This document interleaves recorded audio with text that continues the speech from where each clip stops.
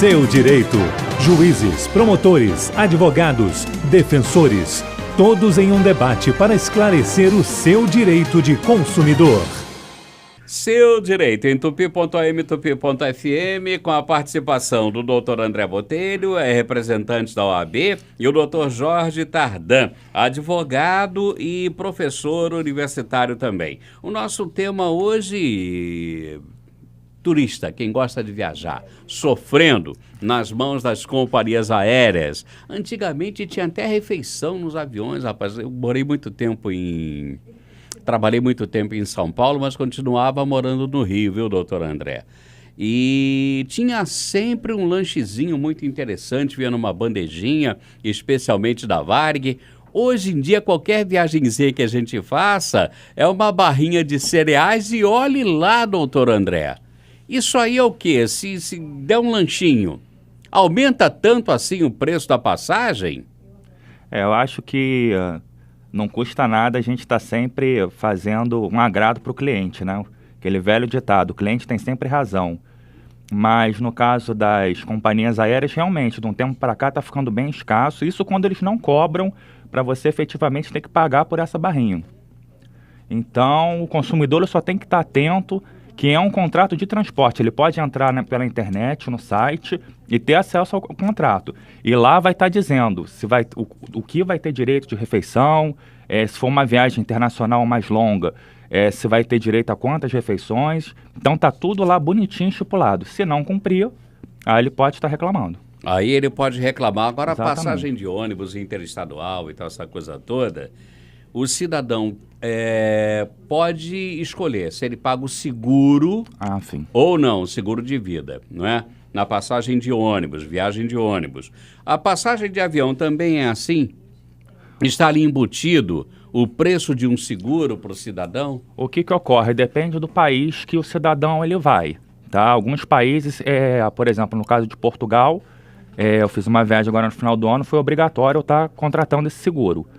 Mas para outros países... E é tão caro assim não, o seguro? Não é tão caro não. Agora, o que o consumidor tem que entender é o seguinte, que é muito importante. Se não for obrigatório esse seguro e essa empresa aérea embutir isso no preço da passagem, aí se trata de venda casada. Não pode. Então, isso dá uma faculdade do consumidor em estar celebrando esse contrato de seguro. Mas caramba, doutor Tardan, aí é obrigatório. Mas se não for obrigatório... é venda casada. Que legislação esquisita, doutor Tardan? Não, aí tem que ver o seguinte, no transporte aéreo doméstico, o contrato de seguro por dano já está embutido. O consumidor pode fazer um adicional, por exemplo, que se ele não quer declarar a bagagem, ele pode contratar a proteção da bagagem. Porque se houver o extravio de bagagem, está tarifado. O que significa isso? Ele tem um limite, teto, né, para ser indenizado por um eventual extravio de bagagem. Então, o consumidor quer proteger a bagagem, ele pode fazer um contrato adicional. Agora, para ele, consumidor, né, se ele sofreu, a aeronave caiu, a família está lá assegurada, já tem um contrato de seguro embutido, que nem aparece, mas já está embutido. Nos voos domésticos. No voo internacional, aí não é uma questão de venda casada. Alguns países, notadamente os países da Europa, eles exigem que o consumidor, né, faça um contrato de seguro de saúde. Porque, vamos imaginar, o brasileiro vai para a Alemanha, aí passa mal lá, e aí o governo alemão, o Estado alemão que vai cuidar dele? Não. Então, meu amigo, você será cuidado aqui na Alemanha porque você tem um contrato de seguro. Vários países exigem. Então, veja, não é uma questão da passagem, é o país que está exigindo. Aí temos um negócio chamado soberania. Para entrar, o estrangeiro entrar no meu país, ele tem que declarar, eu só vou autorizar a entrada dele se ele demonstrar que fez um contrato de seguro de saúde. Então, isso a gente não pode fazer nada, porque é soberania. Aquele país está autorizando a entrada dele e só autoriza. E Portugal é assim. Exatamente. Então, aí é uma questão de legislação internacional que a gente não tem o que fazer, né? O que você pode é não viajar para aquele país. Agora, o senhor falou, doutor Tardan, aí no seu comentário, sobre o extravio da bagagem. Mas quando não é extravio, quando é furto? Por exemplo, o senhor chegou no aeroporto aqui do Galeão e tal, aí pegou a sua bala toda bonitinha, quando o senhor vê, Cadê o vidro de perfume que eu comprei que estava aqui? Cadê aquela cueca do Flamengo que eu viajei com ela e que estava aqui? Cadê aquela minha cueca do Vasco da Gama que estava aqui? Cadê os CDs do não sei quem que eu comprei que estavam na minha mala? Quando o furto acontece no aeroporto, funcionários empregados do aeroporto violam a bagagem do passageiro. E aí, o seguro também cobre isso? Existe a opção do consumidor contratar seguro declarando, né? Vamos imaginar que eles colocam lá uma obra de arte, valor, imensurável. Ele tem que declarar isso, é melhor. Ele contrata um seguro, olha, isso aqui está valendo 100 mil reais, está na mala, mas está valendo 100 mil reais, ou 200, ou enfim, seja lá o que for. Sugiro isso. Se ele, consumidor, não contratou o seguro e um bem valioso sumiu, esse consumidor pode até ser reparado, mas ele vai ter que demonstrar que aquele bem tão valioso estava ali. Via de regra, Haroldo, para extravio, usa-se como um parâmetro para violação. Caramba, o que foi levado? Roupa. Entende-se. Mas você não tem nota fiscal da roupa, era roupa usada e tal. Entende-se, né, como tarifa internacional, $600, que na verdade é uma legislação muito antiga, lá de 1929, o chamado Pacto de Varsóvia. Na época, a moeda, enfim, e a língua internacional dos negócios era o francês, ainda está dito lá em francos pancoré. Né? Hoje, dólar. Então, $600. A legislação brasileira internalizou isso através do Código Brasileiro de Aeronáutica, CBA. E também se fixou ali uma tarifação de 600 para eventual extravio. O consumidor pode reclamar além, mas ele tem que demonstrar que tal ou qual bem que estava naquela mala foi levado no aeroporto, via arrombamento. Então, se ele conseguir demonstrar com nota fiscal ou qualquer outro documento que comprove que tinha ali determinado bem, ele tem o direito de ser reparado, sim. Porque é triste isso, não é, doutor André? O senhor viaja e tal, tudo tranquilinho. E onde foi que violaram a sua bagagem? Foi no aeroporto de Madrid? Foi no aeroporto do Rio de Janeiro? Onde foi que violaram a sua bagagem? É difícil a gente saber onde aconteceu isso. O mais difícil também é provar o que tinha efetivamente dentro da bagagem, né? Mas a partir do momento que o consumidor despacha a bagagem no check-in e tudo mais, é responsabilidade realmente da empresa aérea estar cuidando daquela bagagem. Então, o que eu oriento para o consumidor? Se o consumidor for comprar um relógio, por exemplo, caro, algum item caro, que leve na bagagem de mão. Porque aí ele vai estar efetivamente em contato com aquela mercadoria. E tem que declarar também essa bagagem de mão, claro. Tem que declarar, exatamente. Tudo que for superior e obrigatório a estar declarando, tem que declarar, não tem como correr. Agora, aqui no nosso Rio de Janeiro, doutor Tardan, a gente tem já funcionando, não é, com alguns probleminhas grandes, a nossa Transcarioca, que sai do aeroporto do Galeão e vai até a Barra da Tijuca, atravessando Penha, Ramos, Bom Sucesso, Olaria, Madureira, Jacarepaguá. Vai embora, a Transcarioca. E uma preocupação das autoridades é exatamente com a bagagem dos passageiros. Peraí, o camarada chegou de Portugal, trouxe uma bagagem, uma mala interessante, bonita. Embarcou na Transcarioca, que passa por uma série de comunidades, algumas consideradas áreas de risco. Então, está reforçando o policiamento nessas áreas também. Eu acho que isso aí vai dar problema nessa área para o turista. Com a fama que o Rio de Janeiro tem, eu chegando aqui com a minha mala, tudo certinho, pegar o Transcarioca, eu teria um medo muito grande, doutor Tardan.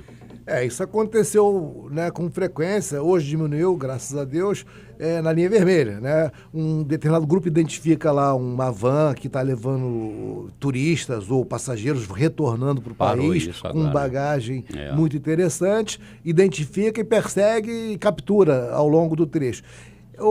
Haroldo, eu não tenho dúvida que isso vai acontecer. Agora, isso já não é um problema do transporte, isso é um problema da nossa segurança, de segurança pública. E cá para nós, né? Aí sim, o sujeito que chegou de viagem, retornando com uma bagagem interessante e com recordação, né? Às vezes não tem um valor material grande, mas tem, pô, não dá para repetir aquela viagem. Imagina uma lua de mel, as fotos, tudo levado, olha o dano moral que isso gera. E ele é atacado, vamos dizer assim, ao longo do trecho. A empresa aérea, né, a ANAC, enfim, não tem nada a ver com isso. Isso é um problema já interno do município, do estado, de segurança pública, que tem como responsabilizar. Artigo 37, parágrafo 6º da nossa Constituição. Né? A omissão do Estado ao oferecer segurança, que é um item fundamental, pô, é um direito fundamental do cidadão brasileiro. Porque lá fora, por exemplo, Barcelona, você vai pegar o seu ônibusinho, não tem problema nenhum. Não é? Você chegou de viagem e tal, pegou lá o seu ônibus, você vai embora, não tem problema nenhum. Tá numa boa, tá tranquilo. Agora aqui você pegou a Transcarioca, fica complicado, não é? Diz, não, em vez de, vai pegar ônibus, está acabando de chegar de Madrid, vai pegar ônibus, cara, qual é? Pega um táxi, não é? Que também é um outro problema, a questão das cooperativas que atuam de táxi, que atuam nos aeroportos, doutor André. Como é que funciona isso, hein? Tem taxista amarelinho que fica revoltado. Peraí, por que eu, que sou taxista, também não posso trabalhar no aeroporto do Galeão? Só aqueles táxis bonitões, grandões, que se unem em cooperativas. É correto isso?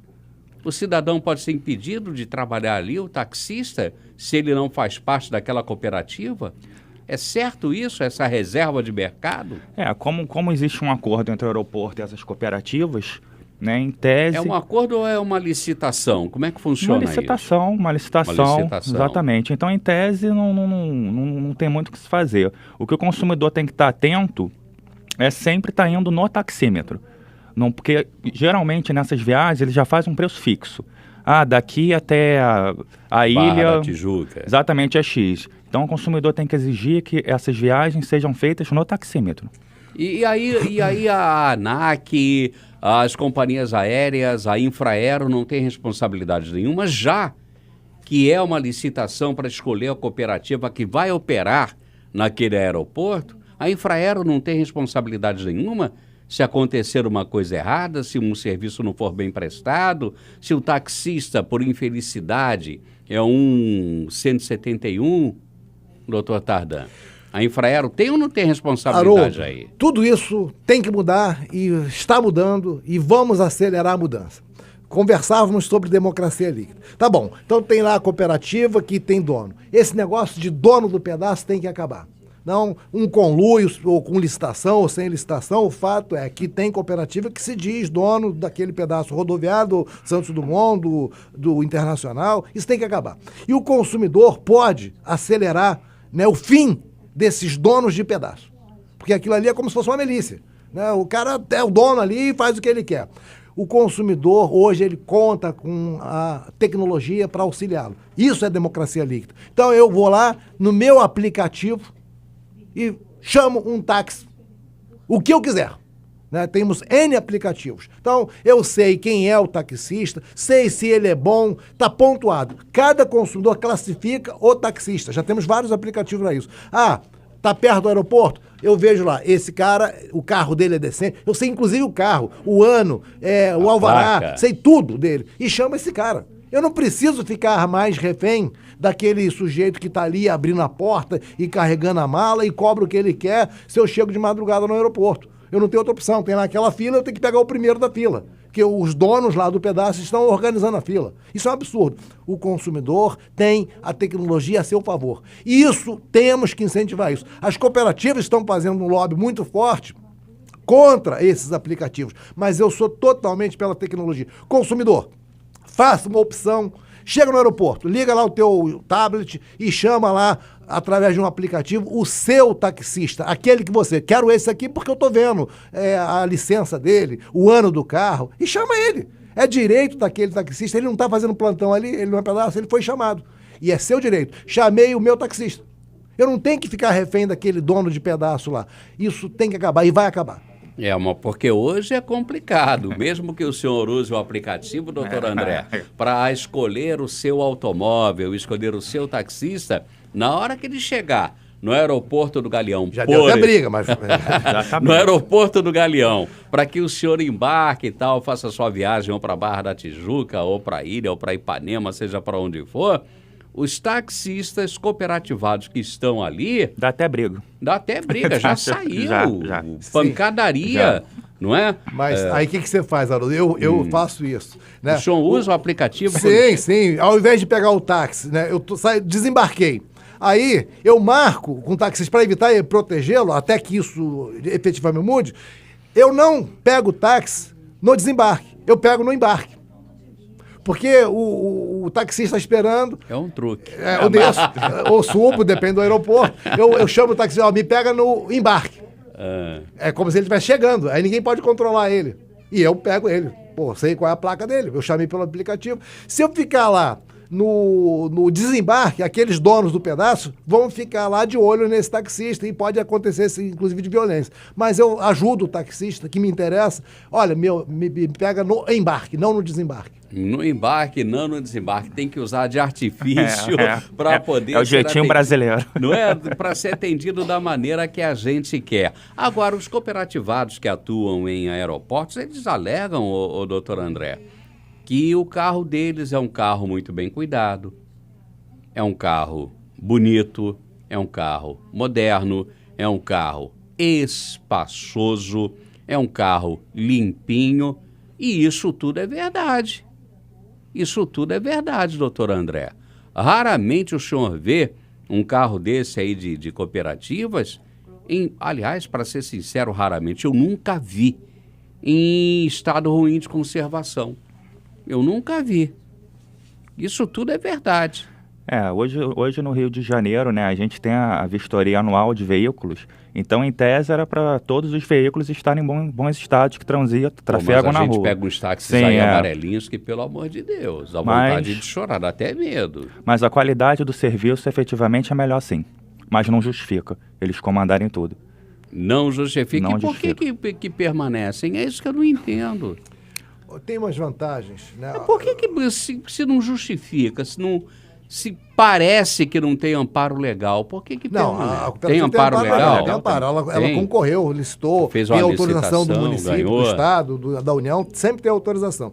As cooperativas, elas ainda vão sobreviver, né? Porque para as pessoas jurídicas, uma empresa grande, uma Petrobras da vida, é muito difícil ela autorizar o seu funcionário a usar um aplicativo.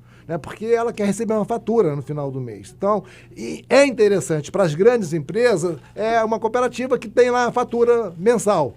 Mas para nós, consumidores avulsos, os aplicativos são a solução. Para fugir Olha, nada contra as cooperativas. Eu concordo com você. Quando eu pego um táxi na pista, vamos dizer assim, eu até prefiro o de cooperativa, que via de regra eles são melhores cuidados. Mas nesses pontos, rodoviária e aeroporto, eu prefiro fugir da cooperativa porque eles se sentem os donos do pedaço ali. E aí tem taxista muito bom que não faz parte e não integra a cooperativa com um carro maravilhoso. Né? Você vê alguns carros, inclusive, até superiores de cooperativa. E você tem a opção de escolher o teu carro, o teu motorista, olhando tudo antes. O problema da cooperativa lá no aeroporto ou na rodoviária é que eu tenho que pegar o cara que está na fila. Veja, é direito fundamental do consumo, liberdade de escolha. Quando eu entro no aplicativo, vi o Pedro, vi o Antônio, vi o José. Eu posso escolher qual que eu quero, pô. É meu direito de escolha. Né? Agora, se eu vejo um carro de cooperativa na pista, é meu direito de escolha. Nada contra a cooperativa. Eu sou contra a prática das cooperativas nesses pontos de alta demanda, aeroportos e rodoviários. Bom, olha, no próximo bloco a gente vai conversar sobre os hotéis, não é? Os hotéis. E os hotéis? Você vai lá, você fechou tudo certinho, fez a sua reserva no hotel, aí chega com a sua mulher, filhos, a sogra, papagaio, né, para se hospedar. Aí o camarada diz assim, não, a sua reserva não foi feita aqui não. E aí, volta para casa, vai procurar outro hotel, como é que a gente deve agir? É o tema do nosso próximo bloco. Seu Direito, o debate que ajuda o consumidor a saber mais sobre seus direitos.